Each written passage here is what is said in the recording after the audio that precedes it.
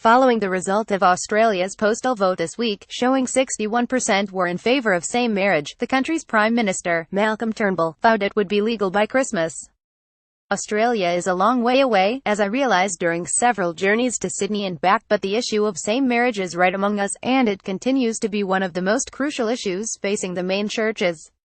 The Church of Ireland, at its General Synod this year, and the Presbyterians, at their June General Assembly, once again clearly confirmed their stance that marriage is only between a man and a woman. However, a Helens Bay rector opened the debate again locally with a strongly opinionated letter published in the Times on Wednesday. Canon Timothy Kinahan wrote, "Over the centuries, the Church has been complicit in causing untold harm to people whose duality was outside what was then considered the main. Harm to people harms the body of Christ and also harms the whole body of society. It makes our faith harmful, which is inexcusable. Tradition isn't always right." Canon Kinahan elaborated on these views when I talked to him for a follow-up interview for the Belfast Telegraph. He said, "I feel strongly that the Church in general, including the Church of Ireland, has marginalised people and in many ways has uncritically reflected the social norms of the day. My reading of the Gospel is that in today's society, with the scientific reading of UAL orientation, we can no longer regard homoequality as an aberration, or a sickness or a sin. That is a courageous and strong statement for a rector at a time when the Church of Ireland across this island is deeply split." Equally brave and controversial is his assertion that tradition is not always right. Canon Kinahan is a realist and he says that other Christians will disagree with his views, but he asks people to realize that part of the Christian journey is to learn to disagree, yet to walk together in faith.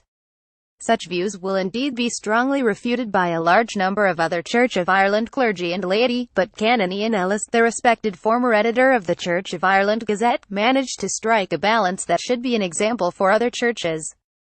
He said the Church, while holding to the traditional doctrine that UAL relations are between one man and one woman, should be able to recognize that there are genuinely held but different views.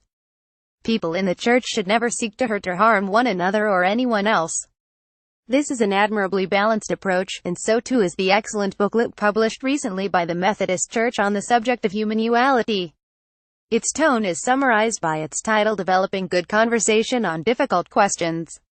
It stresses it is important that this discussion is seen primarily as a conversation within the body of Christ. Those with whom we find ourselves in disagreement are our Christian neighbors. This approach is in contrast to that of the Presbyterian Church, which has an unseemingly judgmental approach to this topic.